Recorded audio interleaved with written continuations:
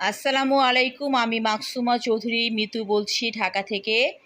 আজকে আমি আমার গল্পের বই কুহক সেখান থেকে একটি গল্প গোধূলিবেলা পর্ব ২ পড়ছি।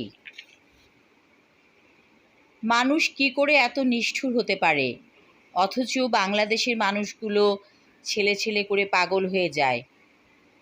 রহিমা খাতুনের ছোট ছেলেও হয়েছে বউয়ের ভেরুয়া।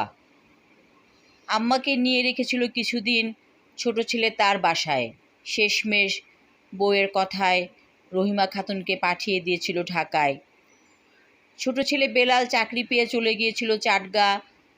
ছোট ছেলের বউ উর্মি রহিমা খাতুনকে শুনিয়ে শুনিয়ে বলতো, ভালো মানুষগুলোই কেবল আগে দুনিয়া থেকে চলে যায়, আর খারাপ মানুষগুলো সহজে মরে না।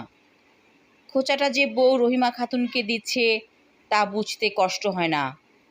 রহিমা খাতুন ভেবেছিল বউটির বাবা মা কেউ বেঁচে নেই, হয়তো তাই শাশুড়িকে বেশি আদর যত্ন করবে। কিন্তু বউয়ের নিষ্ঠুরতা দেখে ভীষণ কষ্ট পান রহিমা খাতুন। রাতের বেলা ভাত খেতে বসে মুরগির ছোট একটা টুকরো দিত শাশুড়ির প্লেটে। ছেলে তা খেয়াল করতো না।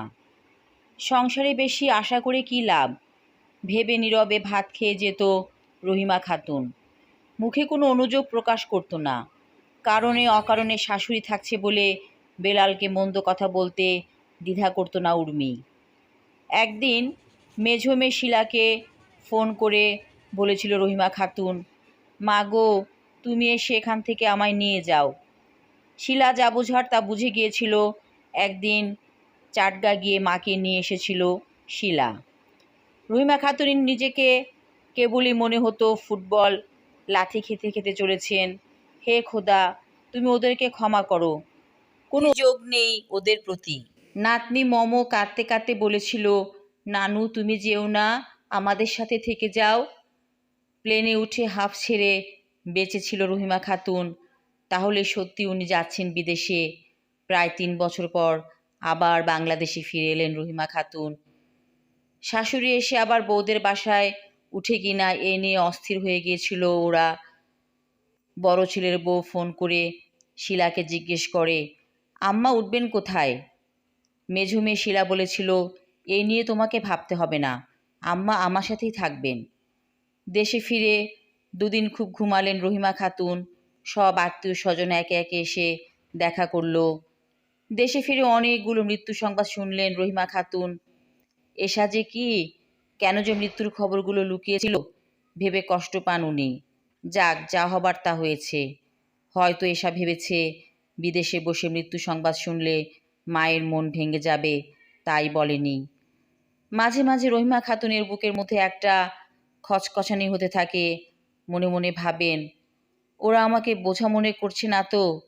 হে আল্লাহ, তুমি আমাকে আদর যত্নে থাকতেই তোমার কাছে নিয়ে যেও। আমি অবহেলা সহ্য করতে পারবো না। শেষ বয়সে কাউকে বিরক্ত করতে চাই না। আমার মৃত্যু যেন হয় ঘুমের মধ্যে।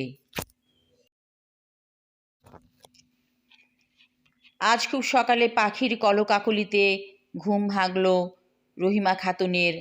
ঘুম থেকে উঠে হাত মুখ ধুয়ে গায়ের সেমিজ খুলে সুন্দর একটি গোলাপি রঙের শাড়ি পরলেন তিনি।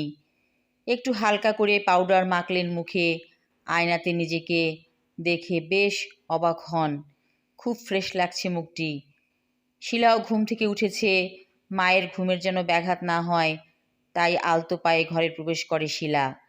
মাকে দেখে ভীষণ খুশি হয় ও। বলে, আম্মা, আপনাকে তো খুব সুন্দর লাগছে আজ। একটু লজ্জা পেলেন রহিমা খাতুন। হ্যাঁ, ভাবলাম শাড়ি পরি। আম্মা, আপনার কি জন্মদিনের তারিখ মনে আছে? না, মনে তো নাই। তোমার নানি কিছু লিখে নাই, তবে এটুকু সময়টা নাকি ছিল শীতকাল। আচ্ছা, এখন তো শীতকালই চলছে, তবে আজ আপনার জন্মদিন পালন করব আমরা সবাই মিলে, বলে শিলা। ফোনে ফোনে সবাইকে বাসায় আসতে বলল শিলা। যে যার মতো উপহার নিয়ে আসে আম্মার জন্য। রহিমা খাতুনের আজ বেশ ভালো লাগছে, নিজেকে বেশ সুখী মনে হচ্ছে। আসলেই তো উনি কত সুখী। আল্লাহ তো দুহাত ভরে কত কিছু দিয়েছেন, মনে মনে ভাবেন আর শুকরিয়া আদায় করেন।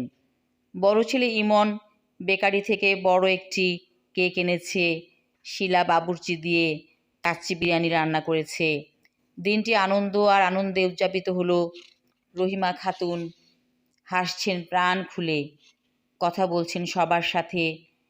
ইমনের আব্বা যদি বেঁচে থাকতো তবে কতই না ভালো হতো, মনে মনে ভাবেন রহিমা খাতুন। এখন অনেক রাত হয়েছে, সবাই চলে গিয়েছে যার যার বাসায়।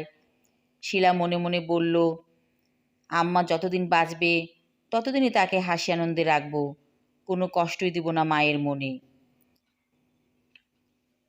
রহিমা খাতুন ওষুধ খেয়ে ঘুমিয়ে পড়েন। অনেক রাত হলো। রহিমা খাতুন বিছানায় শুয়ে বলেন, হে খোদা, তুমি আমাকে যতদিন পৃথিবীতে রাখবে ততদিনই আমি সুখী থাকতে চাই। আমার এ দোয়া তুমি কবুল করো, আমিন।